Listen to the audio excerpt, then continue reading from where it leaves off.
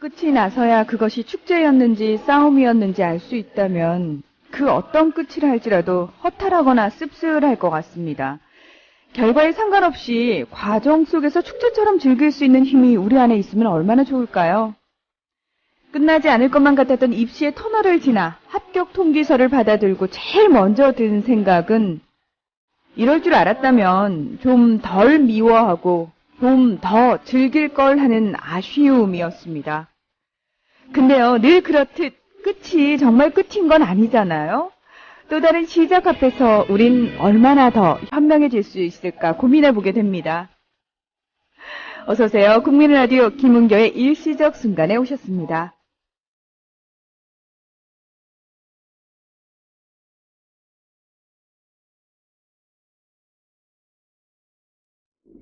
네, 안녕하세요. 아나운서 문희정입니다.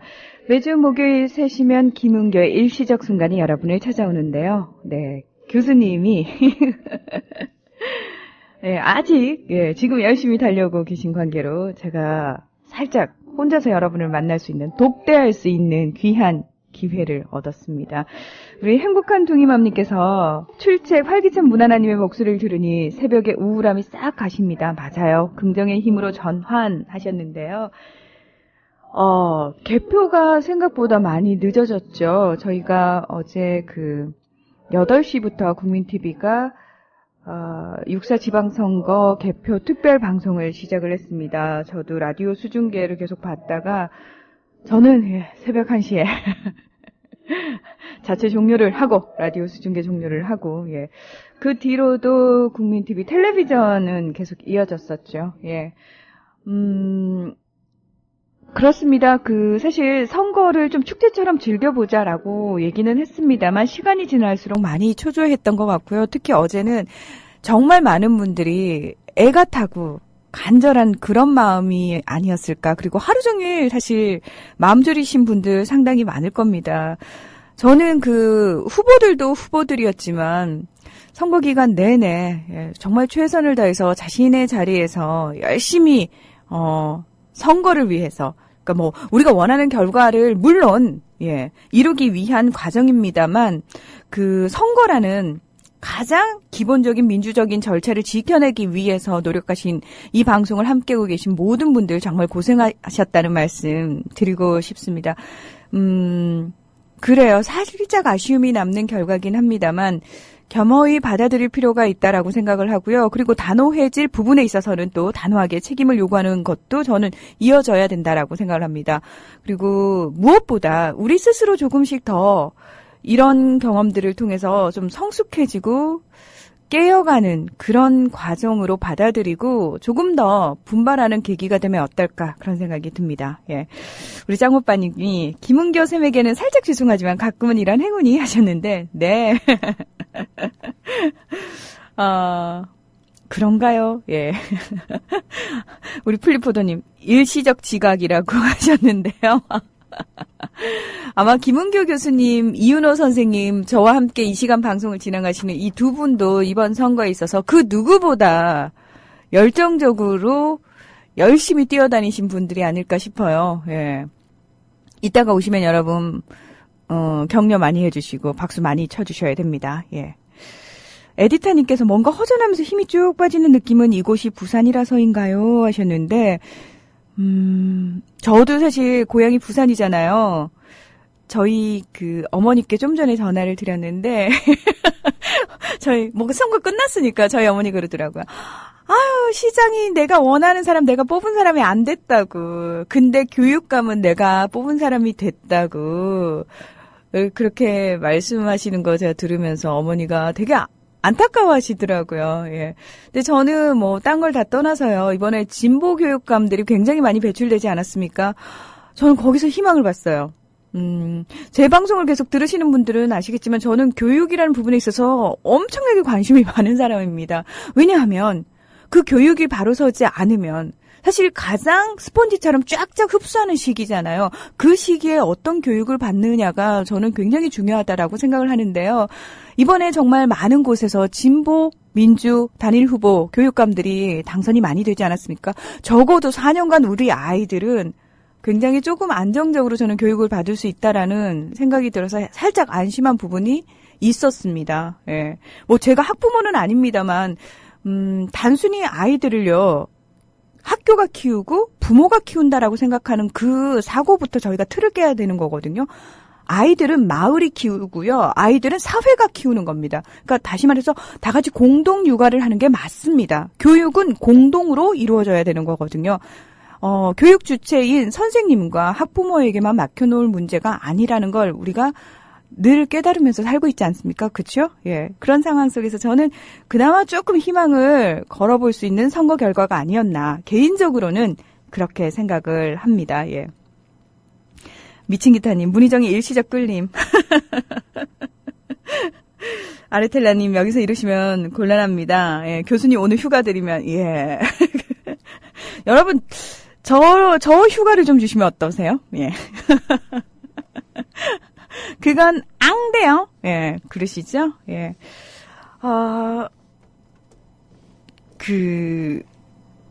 결과에 상관없이요. 저는, 이번 선거를 치르는 데 있어서 정말 새로운 모습들을 많이 발견할 수 있어서 참 뿌듯하기도 하고요. 그 한편으로는 우리가 왜 우리 사회가 다시 퇴보하는 것 같지? 희망은 있는 걸까? 내가 지금 하는 이 행동 하나가 사회를 바꿀 수 있을까? 이게 무슨 의미가 있을까라고 우리를 지치게 하고 절망하게 만들었던 시간들이 분명히 있었잖아요. 그리고 한 걸음 한 걸음 함께 한다고 하면서도 초조하기도 하고 의심스럽기도 하고 가끔은 조금 주저앉고 싶고 쉬고 싶을 때도 있었는데요. 그럼에도 불구하고 이번 6.4 지방선거를 치르는 과정 속에서 우리가 그래도 어떤 부분에 있어서는 굉장히 진보를 하고 있구나라는 걸 확인할 수 있는 또 소중한 계기가 되지 않았나라는 생각을 해봤습니다. 한 걸음에 너무 많은 걸 얻을 순 없죠. 멀리 갈 수 없습니다. 우리 그거 너무 잘 알고 있죠. 조금씩 더디지만 많은 사람들이 함께 가기 위해서는 시간이 더 많이 필요할 수밖에 없고요. 그건 왜 우리만 이렇게 느려? 왜 우리 사회는 안 되지? 이러니까 대한민국은 안 돼. 이게 아니고요. 이러니까 대한민국은 되는 겁니다. 이래서 대한민국은 되는 사회입니다. 이걸 저는 조금 우리가 인내심을 키우면서 조금 차분차분하게 서로를 독려할 수 있는 시간들이 또 한 번 되지 않았나라는 생각을 하게 됩니다. 우리 느티나무 아래서님께서 혁신학교가 많이 생겼으면 좋겠어요 하셨는데요. 이번에 서울에서도 우리 조희연 교육감 당선자께서 혁신학교 많이 세우겠다. 그리고 일반고가 이제 조금 활성화되고, 그쵸? 그런 부분에 대한 공약을 가지고 나오셨기 때문에 충분히, 그런 부분에 대한 약속이 저는 지켜질 거라고 믿고 있습니다. 부분적으로 의미 있는 곳이 있어요. 삼척시장 선거와 서울수성과 또 진보교육감의 폭풍 등등 분명 한 걸음 갔다고 봐야 하셨는데, 그렇습니다. 예. 아무리 한편에서, 대한민국 의식 수준이 그렇지 라고 폄하한다고 해도요, 저는 그렇게만 뭉뚱그려서 낮게 볼 수준은 절대 아니라고 생각을 합니다. 예. 제가 이렇게 또 수다를 열심히 떨고 있는 동안 우리 김은기 교수님 오셨습니다. 네, 안녕하세요. 교수님 잠은 좀 주무셨어요? 아이고 참. 몸이 못 쫓아갑니다. 네, 아니 네. 이번 선거 기간 동안 후보만큼이나 바쁘셨잖아요. 아니에요. 아닙니다. 네. 오늘 또 오후에 민교협에서 청계천에서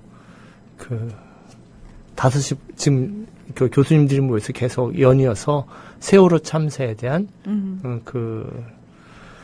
전체를 밝히는 국감을 해야 된다, 그런 의도, 또 대통령이 여기에 대해서 책임을 통감하고 세월호에 대한 문제를 더욱 적극적으로 해결해야 된다, 이런 그 지금 농성을 하고 있어요. 그래서 거기서 제가 5시부터 이도훈 교수님이랑 또 어떤 방송하고 또 진행을 해요. 교수님들 대화하고. 그래서 하여튼 모든 분들이 열심히 하고 있습니다. 네. 그래서 오늘은 시 2편을 가지고 네. 선거 이후에 우리가 어떻게 봐야 될지 이런 얘기를 좀 나눠보려고 합니다. 그래서 저는 그게 네. 그 매치가요 되게 신기했어요. 선거와 시를 어떻게 매치를 하셨을까? 그러게 말씀이에요. 그래서 처음에 이제 이 선거를 볼 때 네. 저는 선거를 보면서 박두진 시인의 그 푸른 하늘 아래라는 시가 생각이 났어요. 네. 그래서 그 시를 또 낭송하고 그 시 얘기를 한 20분 정도 하고 나머지 30분을 김수영의 시인데요. 똑같은 푸른 하늘이에요. 제목이. 네. 푸른 하늘을. 하나는 푸른 하늘 아래고요. 똑같이 제목이 푸른 하늘인데 네. 그 두 사람이 또 푸른 하늘을 그렇게 좋아했었나 봐요. 그 두 분이 꿈꾸던 푸른 하늘 이야기를 하면서 선거 과정의 이야기와 선거 이후에 우리가 어떻게 살아야 할지 그런 문제를 좀 시로 대화를 나눠보려고 합니다. 네, 그럼 먼저 박두진 선생님의 푸른 하늘 아래라는 시를 낭송해 보겠습니다.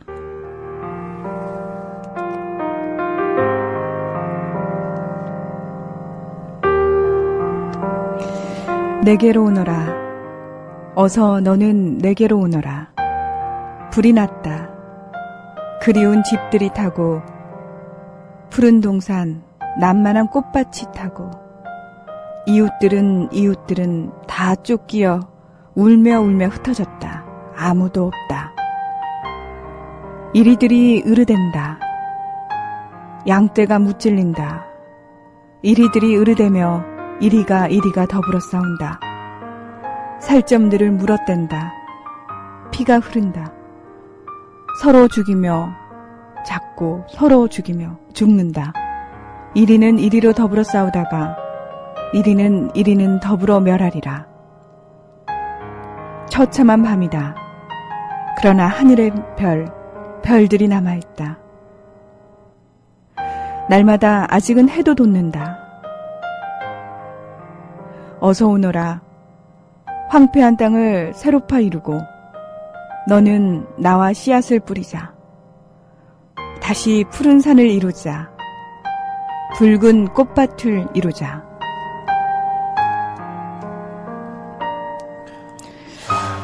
네, 박두진의 푸른 하늘 아래라는 시였습니다. 네네.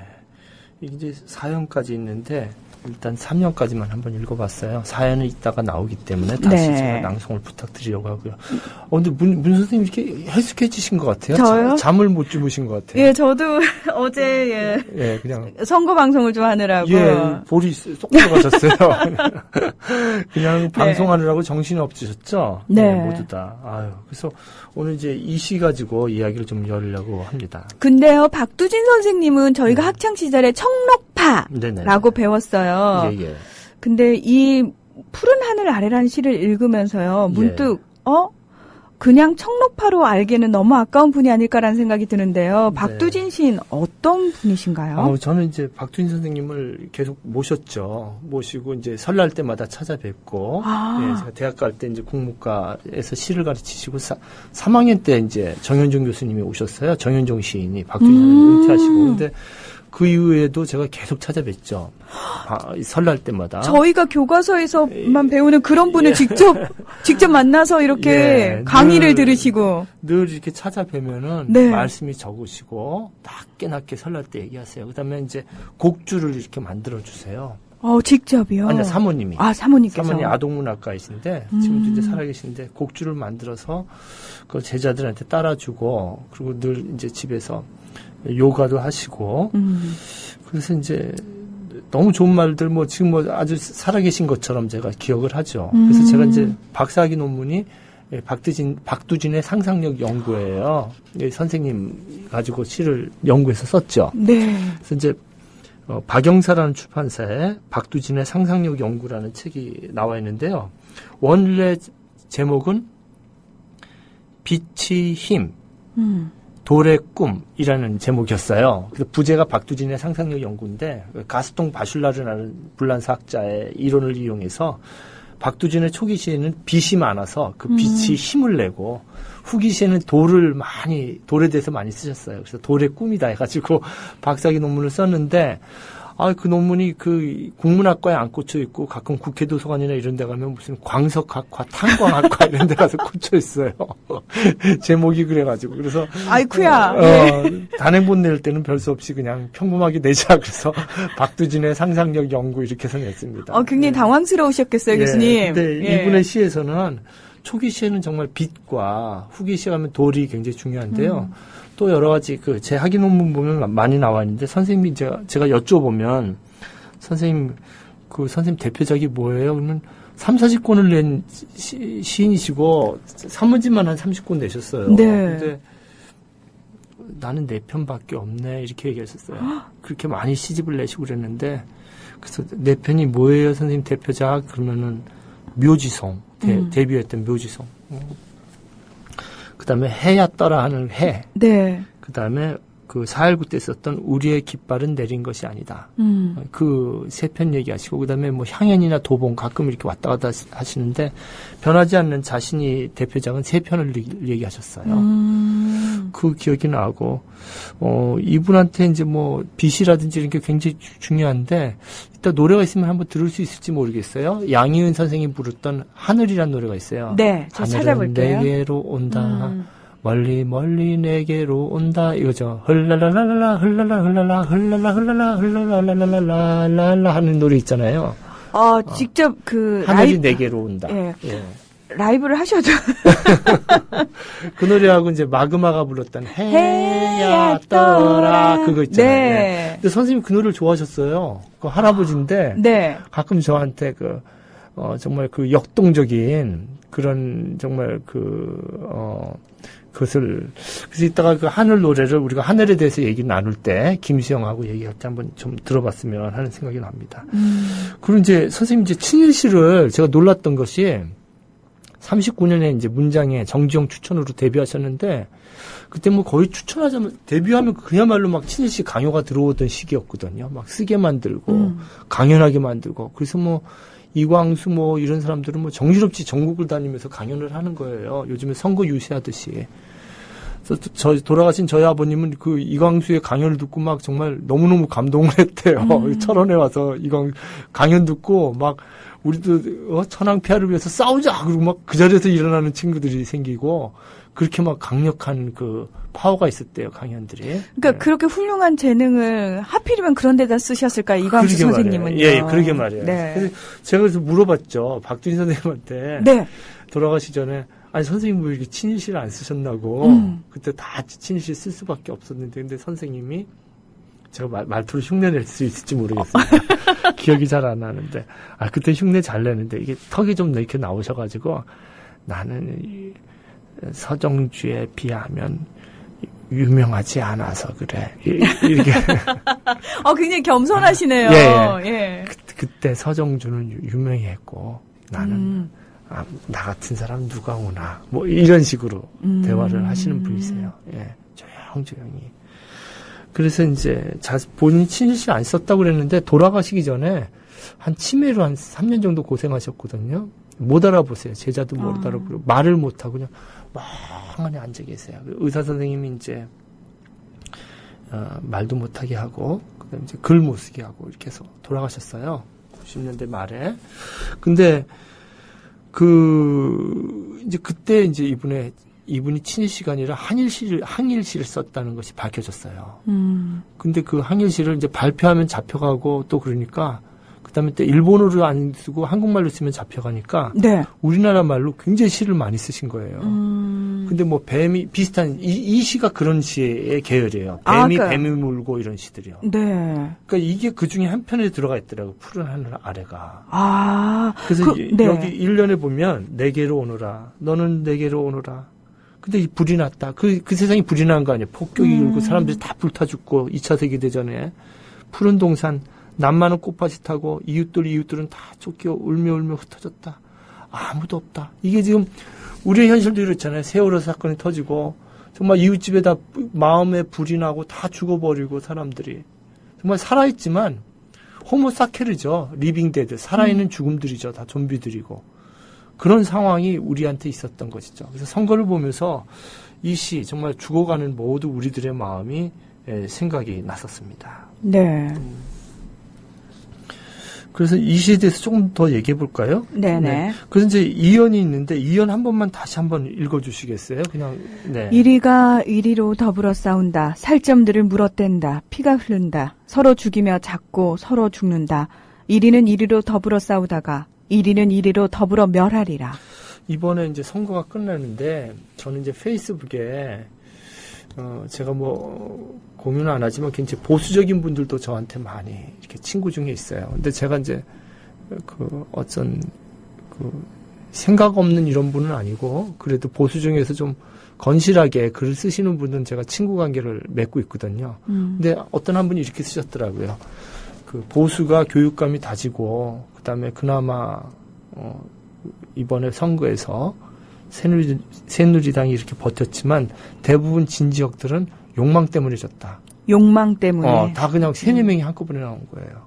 그러니까 어떤 의미에선 자멸이죠. 그렇죠. 자멸이죠. 네, 자멸이죠. 그러니까 예. 이리가 이리와 더불어 싸운다. 이거요. 그러니까 이번에 서울시 교육감도 완전히 이거였잖아요. 네. 이것도 완전히 어떤 한 후보의 따님이, 그 따님하고 이렇게 제가 이렇게 글을 이렇게 보고 또 하니까 참 바르신 분 같아요. 거기까지 딱 절제를 하는 것도 대단하고요. 개인적인 얘기는 안 하겠다고 딱 자르고.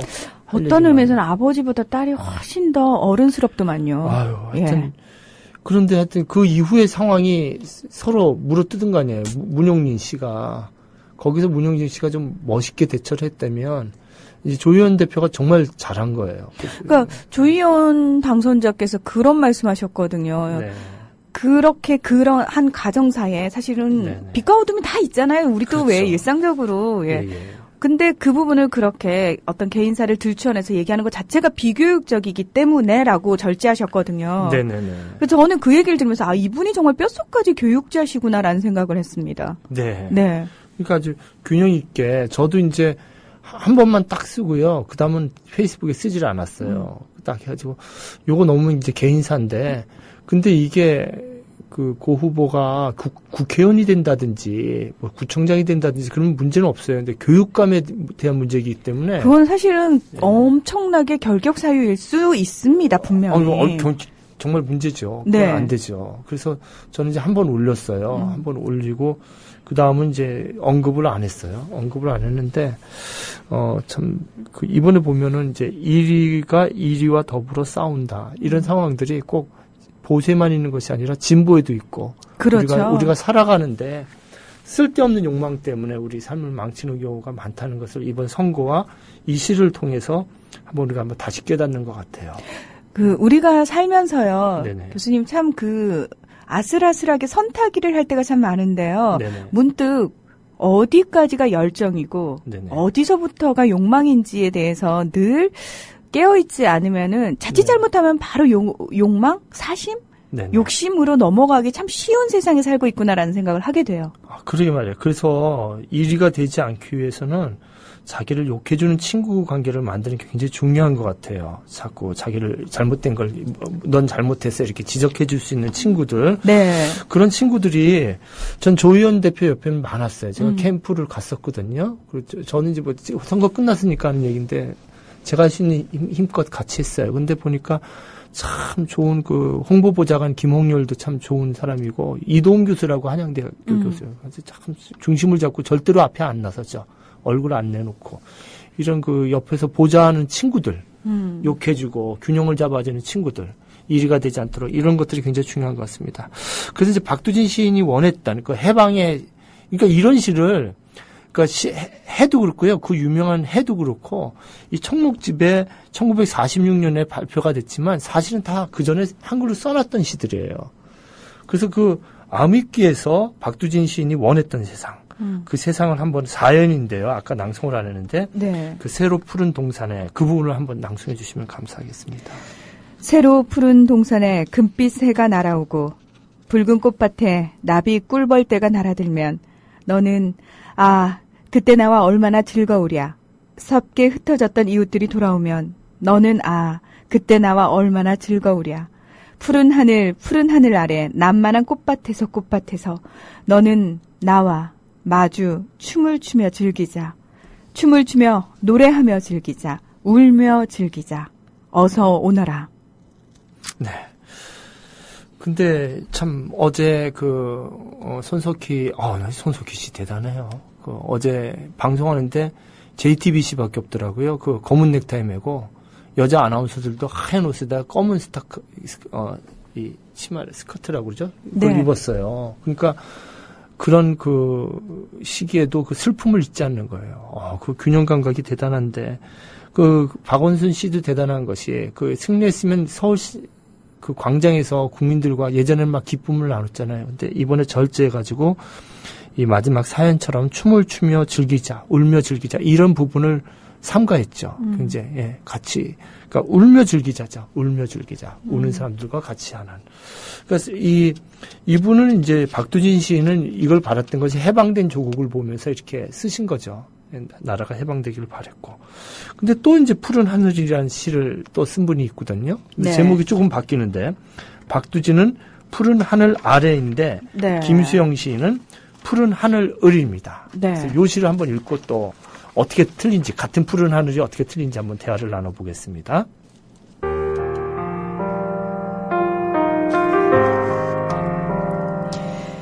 푸른 하늘을 제압하는 노고지리가 자유로웠다고 부러워하던 어느 시인의 말은 수정되어야 한다. 자유를 위하여 비상하여 본 일이 있는 사람이면 알지. 노고지리가 무엇을 보고 노래하는가를, 어째서 자유에는 피해 냄새가 섞여 있는가를, 혁명은 왜 고독한 것인가를, 혁명은 왜 고독해야 하는 것인가를.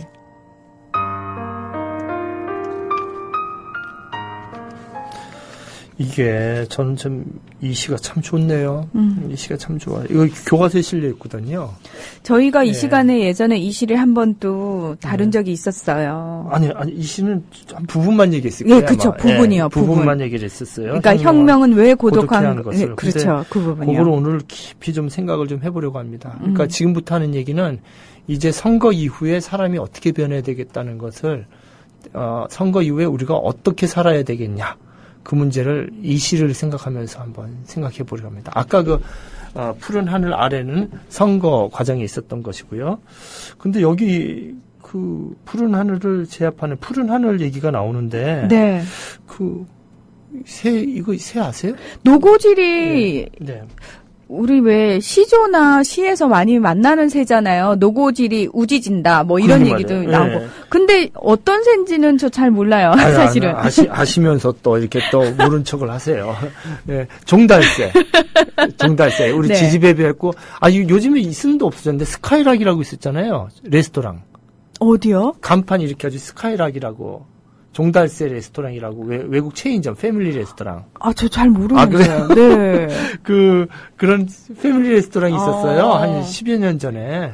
네. 의정부에도 있고 여러 군데 있었습니다. 이렇게 네. 그거 간판 생각하시면 되는데. 그 간판에 종달새가 그려 있었어요. 근데 참새보다 좀 커요. 이 손바닥만 해요. 어른 손바닥만 해요. 참새보단 2배 내지 3배 정도 커요. 그러면은 일반적으로 우리가요 종달새, 노고지리를 봤을까요? 봤는데 모르는 걸까요? 그게 잘 보이기 힘든 게 네. 보통 나무 색깔하고 비슷해가지고요. 이렇게 앉아 있으면 잘 보이지가 않아요. 보호색이 나무색이랑 똑같아요. 보호색하고 흑색하고 똑같아가지고 참새라고 생각하시면 되는데. 참새. 그리고 인간하고 이 노고지리는요. 네. 인간 가까이 안 와요. 참새나 비둘기처럼. 숲 깊숙이. 근데 우리나라뿐만 아니라 전 세계에 북위 30도 이상은 다 있어요. 일본이라든지 유럽, 아시아 전부 있기 때문에. 근데 이게 노고지리라는 것이 재미있거든요. 노고지리는 어디나 있다. 바로 우리 자신이죠. 나라고 생각할 수 있고 또 생각할 수 있는데 1년에 푸른 하늘을 제압하는 노고지리가 자유로웠다고 부러워하던 어느 시인의 말은 수정되어야 한단다. 노고지리가 자유로웠다. 그냥 부럽다. 이렇게 피상적으로 볼 수 있는 문제냐 하는 얘기죠. 이제 김수영의 문제가 얘기를 하는 것이. 종달새 한 마리 날기 위해서 그렇게 자유롭게 날고 그냥 가볍게 부러워할 문제냐 이런 데 문제를 다는 거죠. 문제 제기를 하는 게 1년이죠. 왜 우리가 흔히요. 네. 새는 참 좋겠다. 저렇게 자기가 가고 싶은 곳 그렇죠, 어디든 맞죠. 헐헐 날아가고라고 얘기하잖아요. 그리고 뭐 아침 일찍 일어난 새가 벌레를 잡는다라고 또 얘기를 하고요. 근데요, 예, 교수님, 예. 저는 그런 말 들으면서 예전부터 자, 그래서 너는 새로 태어나고 싶으냐 그러면은 별로라고 생각했던 게 그 새의 삶이 얼마나 고달플까. 그러게 말이에요. 그 벌레 한 마리 잡기 위해서 새벽부터 일어나가지고 예. 날기는커녕 알에서 나오자마자 들짐승에게 씹히는 종달새도 있고요. 그러니까 예. 우리 생각에는 네네. 워낙 흔히 보는 새들이기 때문에 네. 이 아이들이 그냥 알에서 잘 깨어나서 잘 성장을 하겠다라고 생각하는데 실제로 그렇게 어른 새로 성장하는 확률 자체가요. 그러게 말이에요. 사람에 비해서 확 떨어지잖아요. 그러니까 여기 보면 이연에 나오잖아요. 자유를 위해서 비상하여 본 일이 있는 사람이면 알지. 노고지리가 무엇을 보고 노래하는 것을. 어째서 자유에는 피의 냄새가 섞여 있는가를. 이렇게 높이 날기 위해서는 정말 그 살쾡이들이 뜯어먹을 수도 있고요. 이걸 다 그걸 피해야 되는 거죠. 네. 그리고 또 많은 종달새들이 죽겠죠. 그렇겠죠. 날개에서. 예. 또 부모가 이제 언덕에서 굴러 떨어뜨리기도 하고 말이에요. 절벽에서 뛰어내린 종달새는 또 그냥 그 시골에 가면 이렇게 나무에 이렇게 새들이 이렇게 걸려 있는 것들 많아요. 네. 참새나 이런 거. 그래가지고 뼈다귀만 걸려 있다든지. 이게 날지 못하고 이렇게 부모가 이렇게 날렸다가 떨어져서 뼈다귀만 죽은. 걸려 있는 거예요. 예. 그래서 저는 이제 시골에서 그런 걸 많이 보고 자랐는데요. 길에도 있고.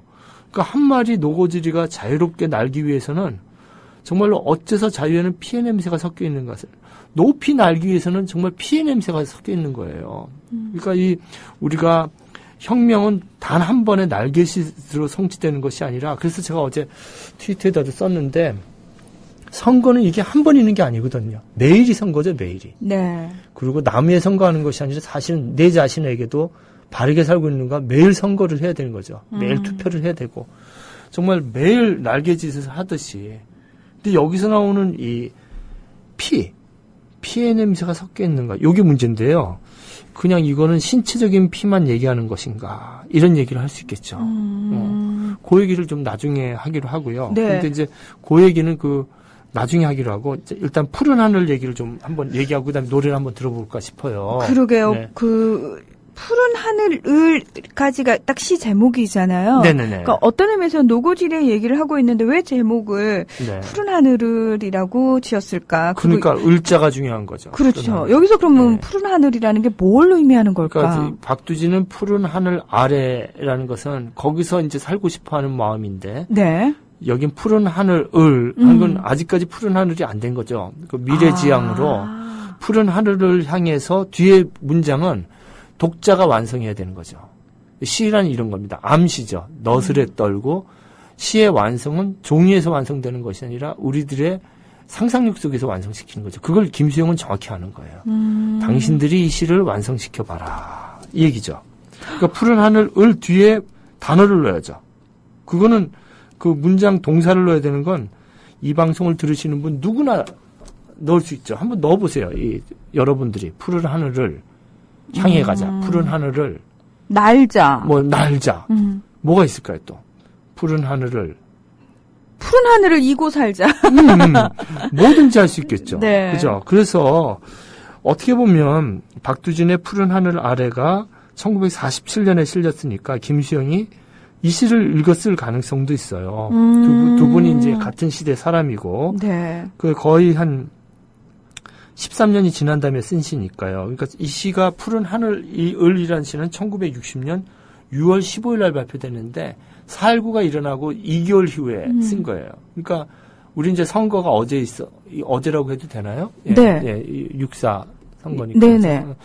그러니까 어제 선거가 있었는데, 김수영은 이제 그런, 혁명이 있은 2개월 후에 딱 혁명 과정을 보면서 이 사람들이 뭐가 잘못됐는지 이제 보는 거죠. 그래서 이 시를 쓴 거죠. 그래서 박두진에게 푸른 하늘은 해방 조국이고, 김수영에게 푸른 하늘은 정말 그 민주주의, 자유의 표상이었죠. 정말 어떤 단어라도 쉽게 쓸 수 있는 그런 정말 그런 하늘이었죠. 김수영 씨는 정말 혁명가 같아요. 네네. 그래서 네. 그 얘기를 어떤 혁명가였는지, 이 사람이 네. 바라는 혁명, 이 사람이 바라는 고독, 그게 뭔지. 국민 라디오 지지하는 4가지 방법 아시나요? 다운로드하기, 별점 주기, 댓글 달기, 구독하기. 국민 라디오를 보다 많은 이들에게 전할 수 있는 가장 손쉬운 방법. 다운로드하기, 별점 주기, 댓글 달기, 구독하기. 잊지 마세요. 다운로드하기, 별점 주기, 댓글 달기, 구독하기. 박두진 시인의 하늘이라는 시를 만든 거죠. 네. 박두진 선생님이 이 노래 좋아하셨어요. 이 노래하고 그다음에 마그마의 해야. 예, 그 노래를 좋아하셨죠. 그래서 이렇게 푸른 하늘, 그것이 정말 푸른 조국 하늘이었고, 또 김수영에게는 혁명이 완성된 아주 민주 조국이었죠. 네. 우리 아르텔라님이 네. 푸른 하늘을 다음에 이제 네, 어떤 뭐라고 거든 했나요? 넣어서 완성하자 그랬더니 느끼며 보고 살게 해주자. 누구에게? 우리 아이들에게. 예. 또 아이고 스카이락도 이렇게 많이 올려주셨어요. 아니, 저는 이 스카이락이 기억이 안 나요. 그래서 이 생방송의 묘미가 이거예요. 이렇게 청취자들하고 대화할 수 있으니까. 이분들 무서운 분들입니다. 예, 순식간에 털어내시는 분들입니다. 오케이 말이 뭐 이런 분이니까 감사합니다. 예, 고맙습니다. 예. 그래서 이제 이 시의 핵심이 이제 혁명은 왜 고독한 것인가? 그걸 두 번 쓰시잖아요. 네.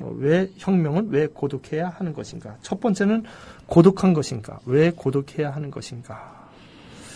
그러니까 이 얘기는 진짜 우리가 한 명 한 명 그 고독한 노고치리처럼 모든 국민이, 모든 사람이 정말 피해 결심을 하고 민주주의에 나서지 않는다면 푸른 하늘을 날 수 없다는 얘기겠죠.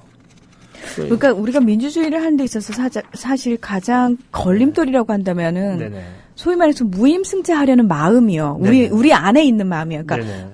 저기 무임승차자 한 무더기가 있어요가 아니라 네. 누구나의 가슴속에 무임승차하고자 하는 마음이 있거든요. 예. 사실 그게 가장 큰 걸림돌이 아닐까. 그러게 말이에요. 여러분들 어떻게 생각하실지 모르겠어요. 이 구절, 혁명은 고독해야 한다. 정말 여러 가지가 가능할 것 같아요.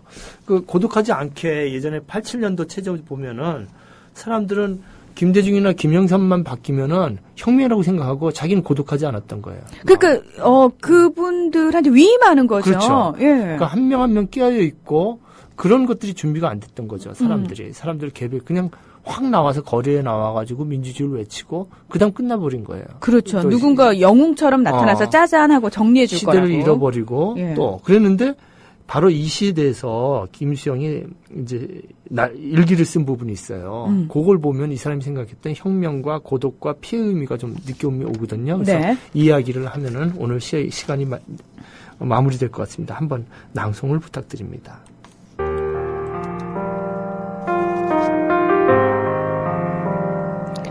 이 고독이 이제로부터의 나의 창조의 원동력이 되리라는 것을 나는 너무나 뚜렷하게 느낀다. 혁명도 이 위대한 고독이 없이는 되지 않는다. 두말할 나위도 없이 혁명이란 위대한 창조적 추진력의 복본이니까. 요즘의 나의 심경은 외향적 명랑성과 내향적 침잠 혹은 섬세성을 완전히 일치시키는 데 성공하고 있다. 졸시 푸른 하늘을 약간의 비관미를 띄우고 있는 것은 역시 격려의 의미에서 오는 것이리라. 1960년 6월 16일 김수영의 일기 중에서 전해드렸습니다. 네네. 그래서 이제 이 전집 332면에 구판에 있는데요. 근데 여기 보면 이제 첫째 김수영이 얘기하는 부분이 있어요. 뭐냐면 정치적 혁명과 그 국민 한 명 한 명의 그 내면의 혁명, 그것은 바로 고독화되는 거죠. 이 고독이 필요하다는 거죠. 그래서 이 구절이 있잖아요. 구절 보면 나의 심경은 외향적 명랑성과 내향적 침잠 혹은 섬세성을 완전히 일치시키는데 성공하고 있다. 그리고 이제 바로 그러한 시가 이번에 이 푸른 하늘이라는 시라고 자기가 만족하고 있는 거죠. 그러니까 저는 이 부분을 제가 읽으면서요. 네. 사실 살짝 좀 찔렸던 부분이 있어요. 어떤 면이요? 그러니까 이 방송을 함께하고 계신 분들도 아마 비슷하게 느끼셨을 텐데요. 네. 외적으로 우리가 어떤 행위들을 하고 있는데 그 행위들을 통해서 무언가 세상이 바뀔 수 있다라고 하지만 내가 과연 내 삶 속에서 네. 내 안에서는 얼마만큼 내가 이루고자 하는 세상과 나를 일치시킬 것인가에 대한 고민들이 그렇죠. 충분히 일어날 것인가, 그렇죠. 일어나고 있는가에 대해서는 사실 예. 별개의 문제로 치부를 해왔다는 그러게 거죠. 말씀이죠. 예, 네. 그렇게 안 하거든요. 그렇게 예, 잘 예, 못하죠. 예. 그래서 이분은 이제 그 세 가지를 일치시키려고 했던 거죠. 그 사회적인, 정치적인 그 기쁨, 명랑성. 우리가 이렇게 선거에서 어떤 자기가 원했던 사람이 승리하면 기쁜 것처럼 그 명랑함과 내면의 고독과 그것을 시의 창작으로 이끌어서 이 세 가지를 갖다 일치시키는 삶을 살고 싶었던 거예요. 그러니까 저희가 어제 저희가 원하는 교육감을 예를 들어서 뽑았습니다. 네. 자, 이제 교육감님 뽑아놨으니까 교육감님 혼자 교육계 바꾸시고요. 아이들 아니죠. 교육 잘 시켜주세요. 네, 아니죠. 이거 아니라는 거죠. 예. 그렇게 했기 때문에 이제 예전에 광노현 교육감 같은 물러난 거 아닙니까? 여러 그렇습니다. 가지 물고 들어지고 그래서. 그렇습니다. 그러니까 이번에 정말 잘 지켜야죠. 여러분들이 투표하신 분이 됐다면 구청장이든 어떤 분이든 계속 협력을 하고 프로그램을 같이 하면서 같이 일치를 보면서 맞습니다. 거기서 이제 명랑함을 얻고 그러고 싶었던 거죠. 근데 이제 김수영 씨는 이 명랑함을 얻지 못했어요. 이제 곧 이후에 또 이제 박정희 대통령 체제가 오면서 명랑성을 잃어버리고 말죠. 여기서 자기가 꿈꿨던. 두 번째는 중요한 것이 진정한 혁명은 국민들의 낱낱의 진정한 고독에서 가능하다는 거죠. 그래서 여기 일기에 써 있잖아요. 혁명도 이 위대한 고독이 없이는 되지 않는다. 이거죠. 정말로 고독을 받아들이지 못하는 타인. 고독을 받아들이지 못하고 타인과 타자의 힘을 받아들이는 순간 그것은 혁명이 아니죠. 그러니까 그렇습니다. 예를 들면은 나라에서 자기 문제를 우리나라가 그냥 끝까지 해결하려고 애를 써야 되는데 쉽게 다른 나라의 힘을 빌린다든지. 그렇죠. 이런 식의 생각들. 저는 네. 지금 사실 조금 깨어있는 시민들을 향해서 종북이라는 표현 정말 많이 쓰잖아요. 네네. 저는 그 말만큼 국민을 무시하는 말이 없다라고 생각을 하거든요. 네네. 우리 그렇죠. 개개인은 다 생각할 수 있는 힘이 있는 주체적 존재들입니다. 네네. 왜 마치 비판 의식 없이 생각 없이 예. 누군가를 무작정 추종한다라고 네네. 그렇게 저는 그 사람들을 매도해 버리는지 그만큼 자존심 상하는 말이 없다라고 생각을 해요. 네. 네. 오늘은 제가 아나운서 같고 문혜정 아나운서께서 지금 강연을 해주고 계십니다. 제가 바라는 바가 그런 겁니다. 제가 바라는 수업도 그런 거거든요. 제가 이렇게 물어보면 학생들이 답을 해주고, 정말 그럴 때가 있어요. 수업하다 보면 학생들이 막 답을 해줘요. 제가. 제가 지금 교수님이 툭 고맙습니다. 건드려 주신 것 같아요. 네, 제가 막 고맙습니다. 평소에 막 고민하던 부분이라든지 스스로 찔려하던 부분을 건드려 주시니까 그냥 줄줄 나오네요. 죄송합니다. 너무 감사합니다. 그러니까 투표라는 게 그거거든요. 칸막이에 갇혀가지고 우리가 도장을 찍잖아요. 네. 이게 고독한 선택이에요. 민주주의야말로 들레드도 얘기했는데 단 한 명 한 명들이 그 고독의 연합체들이죠. 철저히 고독한 단독자들의 연대. 철저한 내면의 혁명. 이것이야말로 외면의 혁명이 가능하다는 것이죠. 단독자들의 그 사유혁명. 깊이 생각하는 정말 심심한 고독. 깊은 심심함 이런 데서 비롯된 혁명이 아니라면 그것은 또다시 우리 동물농장 언제 한번 해야 되는데 언제 한번 해야 되는 게 지금 너무 많아서요. 동물농장이 또 시작되겠죠. 그냥 그렇겠죠. 주인이 바뀌어버리는 거예요. 다시 또 다른. 그래서 철저하게 그렇게 하려면은 이번에 보수든 야당이든 자기 자신들을 막 반성을 해야 되죠. 그렇습니다. 예. 그리고 혹시라도요, 예. 이제, 그렇습니다. 내가 뽑은 사람이, 내가 원하는 사람이 됐다고 해서 거기서 끝나면 안 된다라고 저희가 얘기를 했잖아요. 반대로, 네. 내가 원하지 않은 사람이 단체장이 됐어요. 네네. 자, 그러면 그때는 끝이 나느냐? 나 몰라. 짜증나니까 신경 안 쓸래가 아니죠. 네. 그때부터는 더 매의 눈으로 감시를 해야 된다는 겁니다. 그렇죠. 그러니까 그 어떤 상황에서도 우리의 역할은 끝난 게 아니라는 거죠. 그러게 말이에요. 예. 그래서 저는 이제 4.19 이후에 이 발표된 이 시가 정말로 별 시가 더 굉장히 많아요. 4.19에 막 격정적으로 쓴 시가 여기서 입으로 말하기 어려운 그놈의 사진을 미식계로 쓰자 이런 시들. 네. 맞습니다. 엄청난 시인들이 많은데 저는 이게 정말 그 격정의 상태에서 탁 멈추고 있어요. 제목 자체도 푸른 하늘을 해가지고 굉장히 압축되어 있는 시고, 그 다음에 이 시를 써놓고 이것이 이제 그 일기의 마지막에 이렇게 썼잖아요. 푸른 하늘을, 이 약간의 비감미를 띄우고 있는 것은 역시 격려의 의미에서 오는 것이리라. 그러니까 자기한테 이 시를 쓰고 뭔가 격려로 다가온 거예요. 그러니까 어떻게 보면 우리한테 필요한 것도 지금 당선자나 떨어진 분들에게 이 시를 읽으면 이런 걸 격려로 받아들여야 될 것 같아요. 떨어지면 떨어진 대로 자기를 좀 더 내가 고독하게 있어야 되겠구나. 아니 김부겸 의원님이 이런 거 한번 읽으시면서 좀 힘을 얻었으면 좋겠어요. 정말 혁명은 그냥 되는 것이 아니라, 그래서 여기서 말하는 피라는 것은 그냥 단순히 이렇게 신체적인 피가 아니죠. 이렇게 되면요.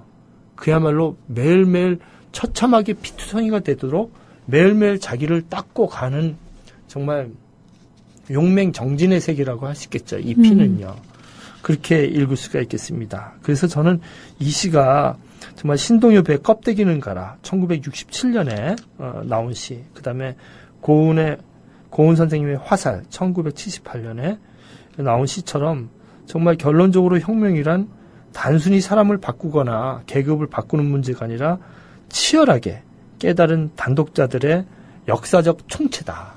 정말 그것이 아닌가 이런 생각이 좀 들었습니다. 네.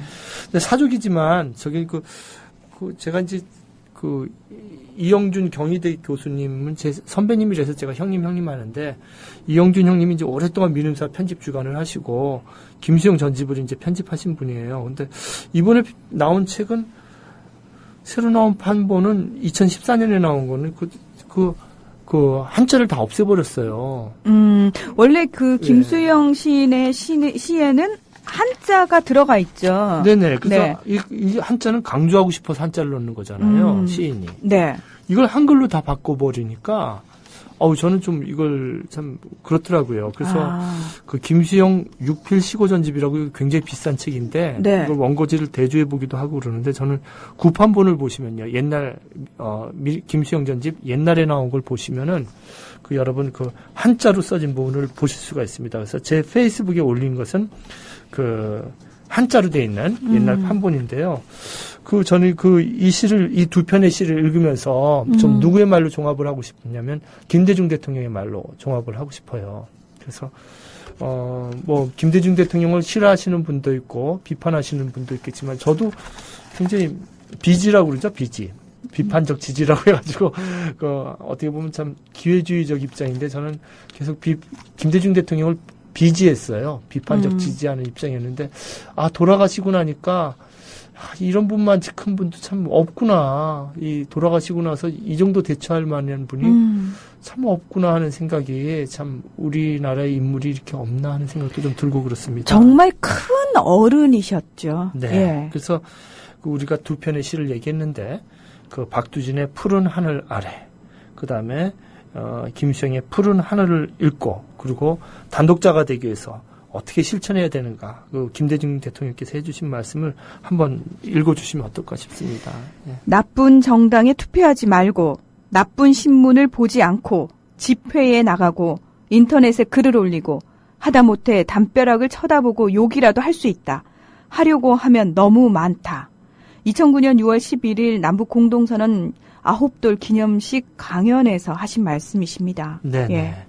그래서 정말 우리가 매일매일 순간순간 좀 단독자로서 정말 하늘을 나르는 노고지리가 날개를 가만히 있는 게 아니잖아요. 계속 그렇죠. 버티셔야 된다고요. 그래서 저도 지금 수업하고 시간이 남아서 지금 이제 곧 요거 끝나고 이제 5시에 청계천에 가거든요. 그래서 혹시 오시면은 여러분 제가 진행하고 있는 청계천에서 진행하고 있는 모습을 보실 수 있을 겁니다. 그래서 세월호 이후에 이 사회가 어떻게 갈 것인지 우리 이제 여러 교수님들과 이도훈 교수님이 출연하시고 그래서 대화를 나누려고 합니다.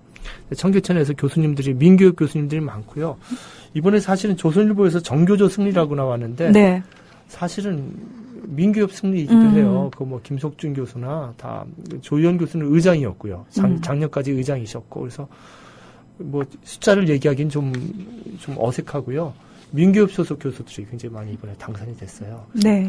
여러분들이 정말 하늘을 나르는 노고지리처럼 쉬지 않고 우리가 날개를 퍼덕이면서 처참하게 피투성이가 되더라도 우리 자신을 정진시키면서 고독 속에서 이 사회를 명랑하게 만들었으면 좋겠습니다. 네. 그리고 우리보다 조금 앞장서서 그 일을 해주시는 분들께 힘을 실어드리고 그분들을 지켜드리는 것도 우리가 반드시 해야 될 일입니다. 선택하고 말고 옵션의 문제가 아니고요. 반드시 해야 될 일입니다. 우리가 지켜야 될 사람들 참 많죠. 네. 자, 김은교의 일시적 순간 이번 주는 여기서 마무리하겠습니다. 교수님 고맙습니다. 고맙습니다.